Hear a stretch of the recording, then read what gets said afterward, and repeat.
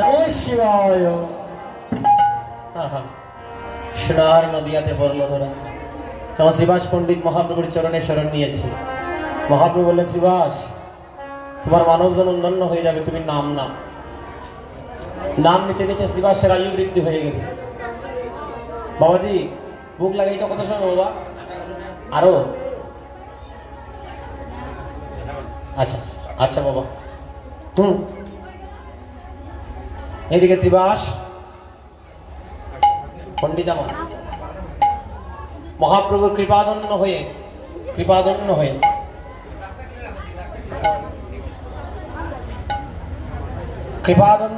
শ্রীবাস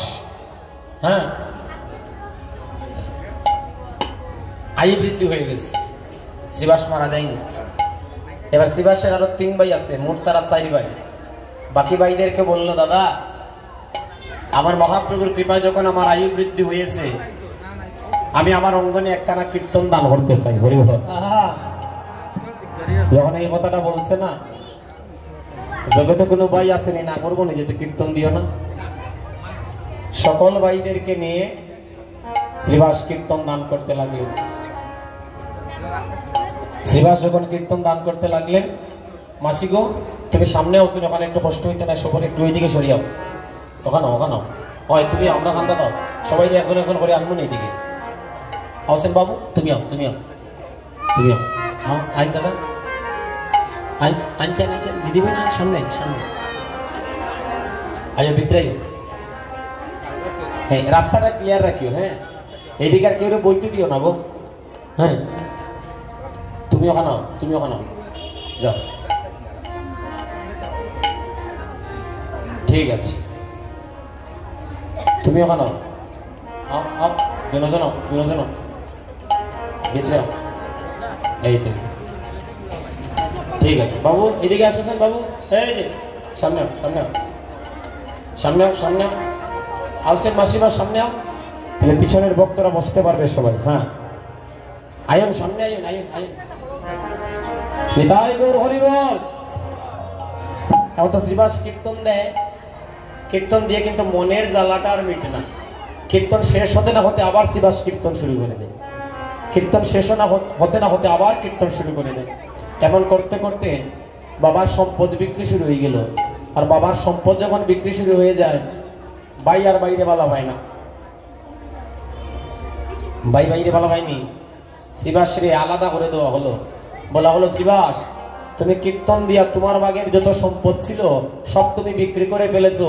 শ্রীবাসের একমাত্র পুত্র গোপাল, সে যে খাবে একটা থাল গ্লাস পর্যন্ত শ্রীবাসের পুত্রকে দেওয়া হলো না। শ্রীবাস গোপীনাথের মন্দিরে বসে কাঁদিতেছে। শ্রীবাস কাঁদছে।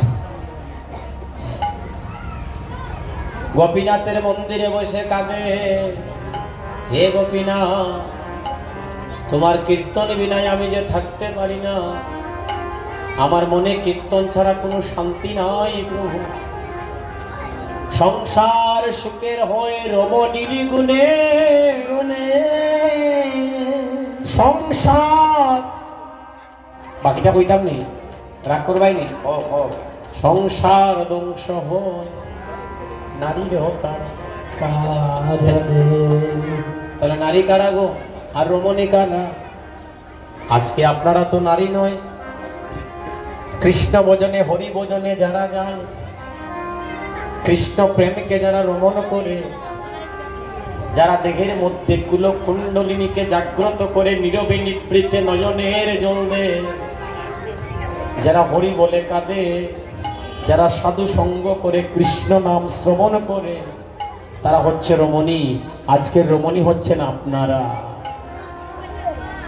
কৃষ্ণ ভজনে যারা যায় না তারাই হচ্ছে নারী, যারা সংসার ধ্বংস হয়ে যায়। আজ হাইরে কিতা হইছে? আসলে এমনি তো বৈশাখ সামনে, তারপরে কথাবার্তা। এখন যদি কেউ হাসবাই কথাবার্তা কইবাই, সবাই গান গাবাই, বড় আর ছোট কোনটা অন্তর নাই। আসতে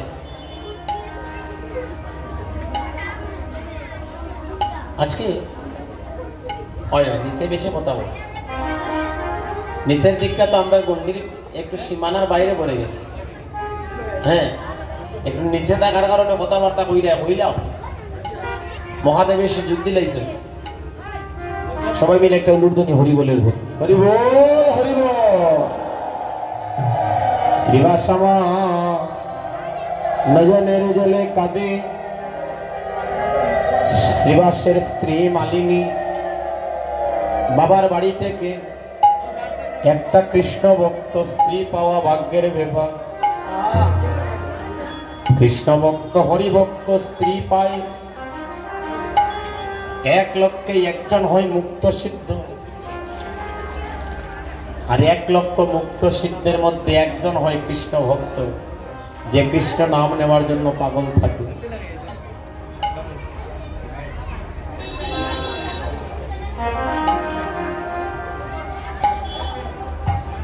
ভক্তগণ আমার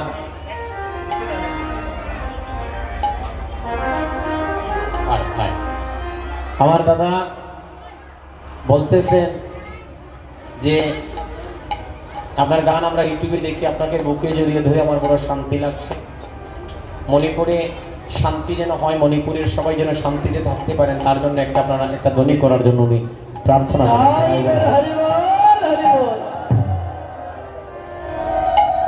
ভক্ত মিলে লাখে লাখে ভক্তি মিলে কই, জগতের সবাই ভক্ত কিন্তু ভক্তি পাওয়া যায় কই। ভক্ত হতে হলে সাজলেই সবাই ভক্ত বলবে, ভক্তিটা হৃদয়ে থাকে। তাই তো কৃষ্ণ ভক্ত স্ত্রী পাওয়া কোটি জন্মের ভাগ্য লাগে।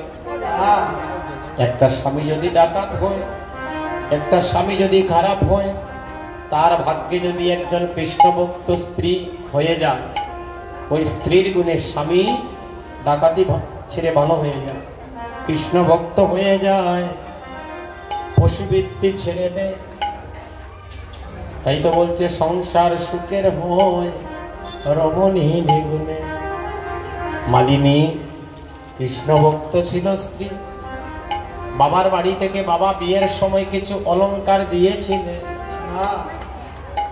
এই অলংকার গুলো শাড়ির আঁচল ছিঁড়ে বন্ধন করিয়া স্বামীর হাতে দিয়ে বলে, স্বামী যাও বাজারে যাও, আমার স্বামী যদি কাঁধে অলংকার দিয়ে কি করবো, যাও যাও স্বামী বাজারে বিক্রি করে আসার পথে আমাদের মহাপ্রভুকে আমন্ত্রণ করে আসিও, মহাপ্রভুকে বলে আসিও।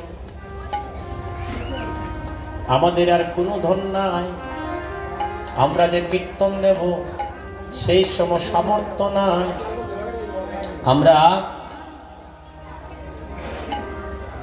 আমরা আমাদের শেষ সম্বলটুকু, আমাদের অলংকারটুকু বিক্রি করে আজকে হরিনাম যজ্ঞ দান করব। প্রভু যেন কৃপা করে, নিজ গুণে কৃপা করে ভক্ত বাঞ্ছা যেন পূর্ণ করে দেয়। তো আজকে শ্রীবাস স্ত্রীর অলংকার গুলো নিয়ে কাঁদতে কাঁদতে বাজারে গিয়ে বিক্রি করছে। বাজারে বিক্রি করে আসার পথে মহাপ্রভুর কাছে গিয়ে কাঁদছে আর বলছে, প্রভু গো, ভাই সারলাম, বন্ধু সারলাম, আহারে এখানে জায়গা আছে নি বইটা? নিচে তো আছে, নিচে যাও না, কথাবার্তা কো ওখানে, প্রেমের মাঝে বাধা দেয় ওখানে। প্রেমে বাধা দিলে হৃদয়ে আঘাত লাগে, দুইটা মারি দিও কিন্তু বাধা দিও না। দুইটা মারলে সহ্য হয়, কিন্তু যখন আবেগে থাকি, কৃষ্ণ নামের প্রেমে থাকি, তখন যদি কেউ কথা বলে বাধা দেয়, মনে হয় তার থেকে মৃত্যু যন্ত্রণা আরো ভালো। ভক্তগণ, আমার কথায় গুসা কর রানি, রাগ কর রানি। আজকে মহাপ্রভুর চরণে কাচ্চার বলছে, প্রভু গো, এই ভিখারির বাঞ্ছা পূর্ণ করে দিও। ভগবান বললেন, যে করে আমার আশ আমি করি তারে নইরা। তবু যদি না ছাড়ে আমার পাশ আমি করি তার সমূলে বিনাশ বিনাশ। তবু যদি না ছাড়ে আমার পাশ আমি করি তার বংশনাশ।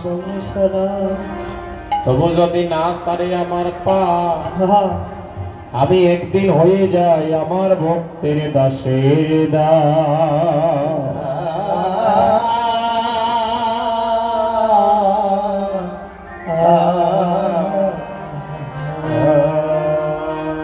হরিনাম যজ্ঞ চলছে, কীর্তন চলছে গো। আস্তে আস্তে একটা পুত্র নাম ছিল তার গোপাল। কঠিন ব্যাধি কলেরা রোগে দেখা দিছে। আগের কালে কলেরা রোগ হইলে মানুষ বাঁচত না বাবা। তো কলেরা রোগে যখন দেখা দিছে, কলেরা রোগটা যখন দেখা দিছে, কীর্তন চলতেছে একদিকে, আর ছেলেকে কুলে নিয়ে মালিনী কাঁদতেছে, ও গোপীনাথ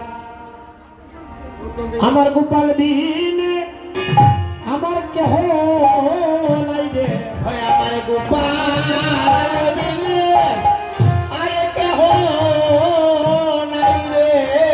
ওই আমার মা বলিয়া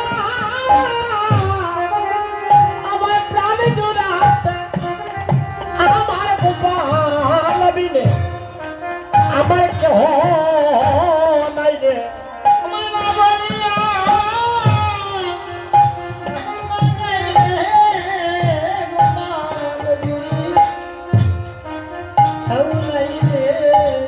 ওই আমার বাবা লিয়া রে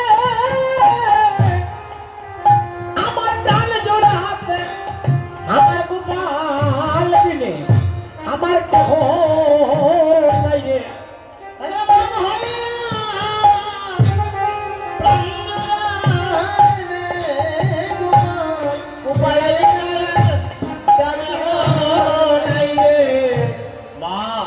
মায়ের কথা কি বলবো, আপনাদের যাদের মা জীবিত আছেন একটাবার হাতটা উপর দিকে তুলেন না। যাদের মা জীবিত আছেন তারা হাত তুলুন। আর যারা যেই জগতে মা হারিয়েছেন তারা হাতটা তুলতে পারতেছে, এবার হাত নামান। আপনার মা নাই? প্রার্থনা করি আপনার যেমন মা নাই আমার তেমন বাবা নাই। আপনারা সবাই হাত তুলেছেন, কিন্তু আমার দিদি বোন হাত তুলে বলতে পারতেছে না, আমার বোনের নয়ন দিয়ে জল আসতেছে। মা নাই গৃহে যান। আপনাদের যাদের মা আছে নিয়ে জ্বালা আপনারা বুঝবেন না।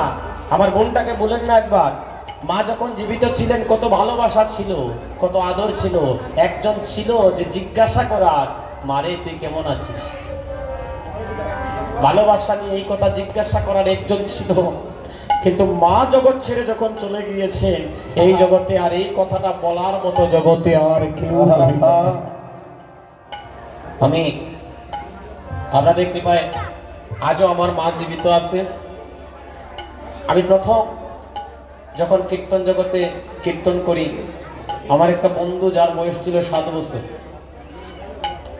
তো এই সময় 7 বছর বয়সে তার মা জগৎ ছেড়ে চলে যায়। তো আমার বন্ধুকে নিয়ে আমি কীর্তন করতাম, সে করতাল বাজাতো। বর্তমানে সে বিদেশে আছে। তো আগে কীর্তন করতাম গ্রামের আশেপাশে। রাধে রাধে। ও দাদা আপনি এত কথা বলতে লাগিয়ে আসছে, একটু আসতে কথা বল। পাশের গ্রামে গেছিলাম কীর্তন করতে গো, মারে ফোন করে কইলাম, মা গো আমার বন্ধুটার বাড়ি একটু দূরে, আমি এবং আমার বন্ধু আসতেছি, তুমি আমাদের জন্য একটু খাবারের ব্যবস্থা রাখি। তো মায়ের মন, জগতের সকল মা দেখবেন সন্তান যদি ঘরের বাইরে তাকে কোনো মায়ের ঘুম আসে না। 80 বছরের বৃদ্ধ মাও যদি হয়, সন্তান ঘরের বাইরে যখন চলে যায় মায় আর শান্তিতে ঘরে বসে থাকতে পারে না। মা, আমার মা রাত্র 2 ঘটিকার সময় বারিন্দায় বসে অপেক্ষা করতেছেন আমি কখন আসবো। আমার যে বন্ধু তার মাটা হারিয়েছে তো 7 বছরে, 7 বছর বয়সে তার মাকে সে হারিয়েছে। যখন তার মাকে হারিয়েছে আমার মা তো বারিন্দায় বসে আছে, আমার মাকে দেখে সে নয়ন জলে কাঁদতেছে। ঘরে গিয়ে আমাকে বুকে জড়িয়ে ধরে বলে, বাইরে তোর জন্য তো একজন বারিন্দায় বসে থাকে, তুই ঘরে গিয়ে মা বলে ডাকতে পারি, কিন্তু আমি যখন ঘরে যাই শূন্য ঘর দেখিতে পাই, আমি তো ঘরে গিয়ে মা বলে ডাকতে পারি না। এই মা এমন একজন, এমন একজন মা, এমন একজন আমার মায়ের মতো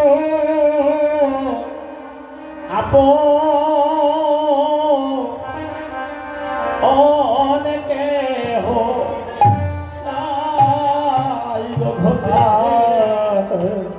আমার মায়ের মতো রে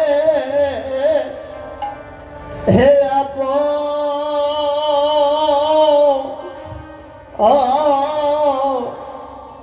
আপন কেহ না, আমার মায়ের মতো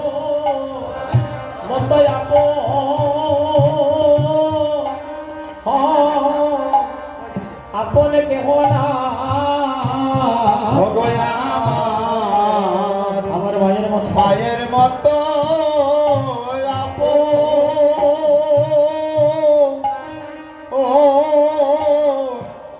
আপন কেহ না, আমার মায়ের মতো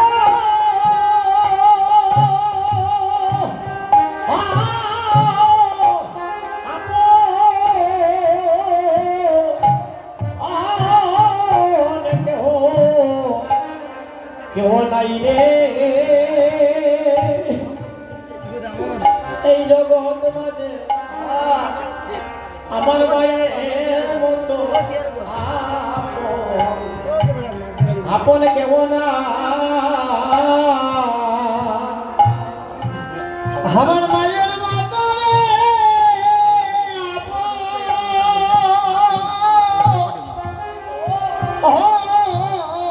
কেহ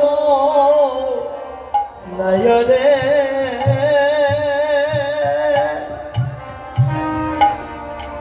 আমার মায়ের মতো আপন কেহ না,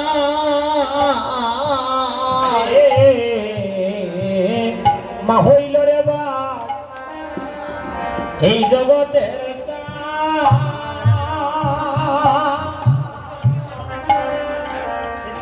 মাপিনে রে ভাই এই জগৎ অন্ধকার রে, ও বাইরে মা রে ভাই জগতের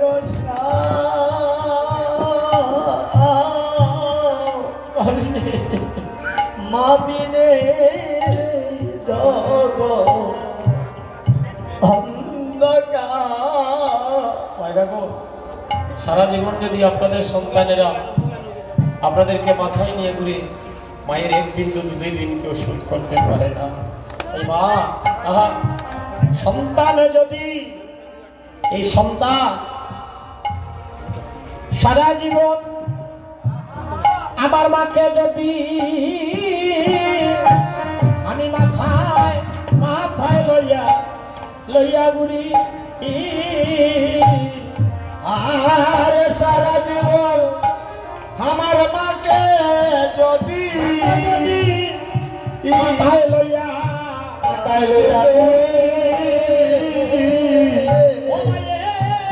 মায়ের কবিন্দু এই দুধের ঋণ আমি শুধিতে না পারি,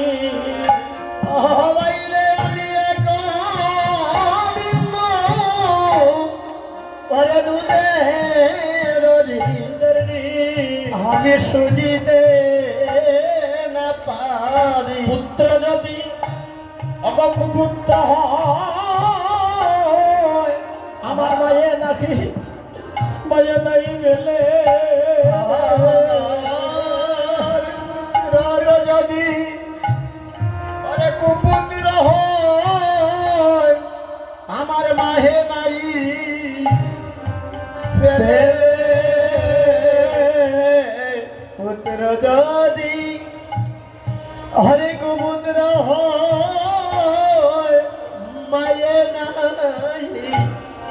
পেলে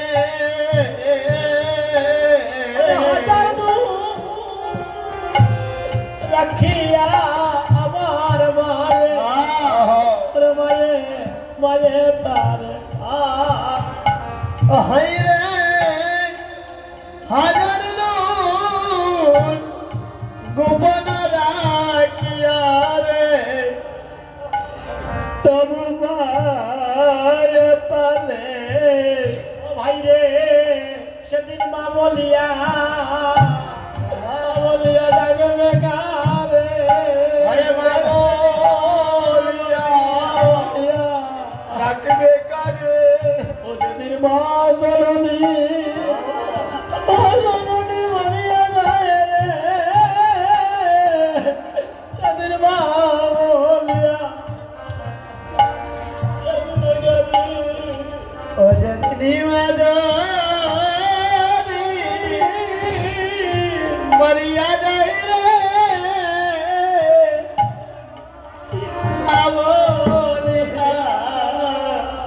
ডাকিবি কারে ও সেদিন মা জননী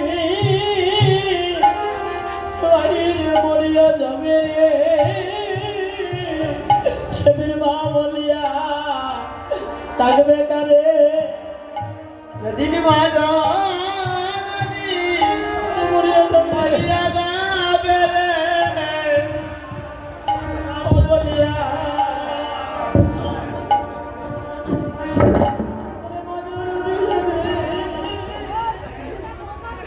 মরিয়া যাবে রে বলিয়া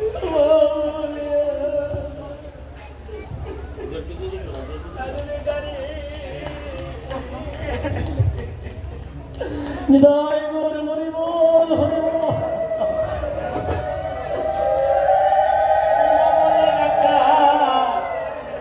কেউ থাকবে না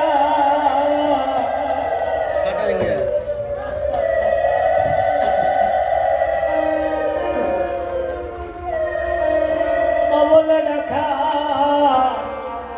সেদিন কেউ থাকবে না হরে বাবালে দেখা ববে কেউ তাগিবে না মা জননী ভাই রে মরিয়া যাবে রে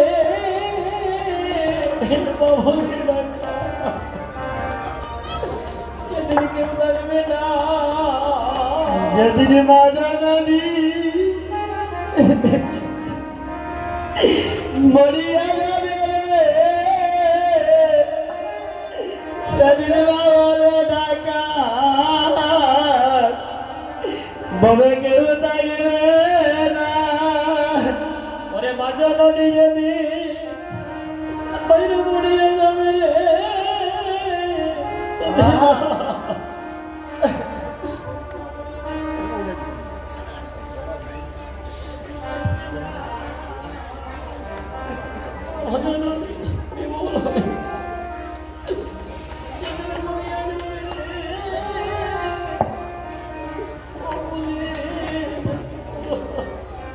আপনারা সবাই যাদের মা জগৎ ছেড়ে চলে গিয়েছে ভগবানের কাছে প্রার্থনা করে রাধারানী যেন আপনাদের মাকে যেন আপনাদের মা বাবাকে যেন নিজ গুণে কৃপা করে উদ্ধার করে নিয়ে যান। শিবাসের পুত্র মা মা বলে মায়ের কুলে ছিল জন্মের মতো প্রাণ বিসর্জনে দিল। মা কাঁদিতেছেন, সবাই ঘরে এসে দেখলো শিবাসের পুত্রটা মারা গিয়েছে। শিবাস চিৎকার করে উঠে বললেন, ও মালিনী, তোমার ক্রন্দনে যদি আমার মহাপ্রভুর কীর্তনে কোনো আঘাত ঘটে আমি তোমাকে জন্মের মতো ত্যাগ করব। মহাপ্রভু বলে, শিবাস রে, তোমার মনে কোনো দুঃখ নাই? তুমি শিবাস বলছে, প্রভু আমার এক পুত্র মারা গেলে কি হবে? আপনি তো আমার আরেক পুত্র আছে, আপনার ধন আপনি নিয়ে গিয়েছেন। সেই দিন মহাপ্রভু বলেছিলেন, শিবাস রে, পৃথিবীতে যে স্থানে হরিনাম সংকীর্তন হবে ওই স্থানটা শিবাস সঙ্গনে রূপান্তরিত হবে। তাই ভক্তগণ, শ্রী অদ্বৈত যজমান শিবাস যজ্ঞের স্থান, শ্রী অদ্বৈত যজমান শিবাস যজ্ঞ স্থান যজ্ঞেশ্বর চৈতন্য হরি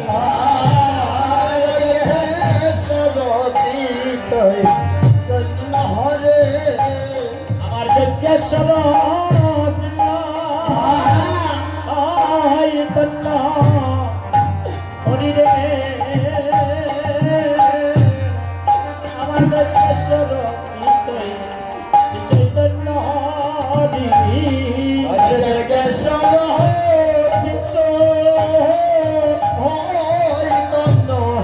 হরি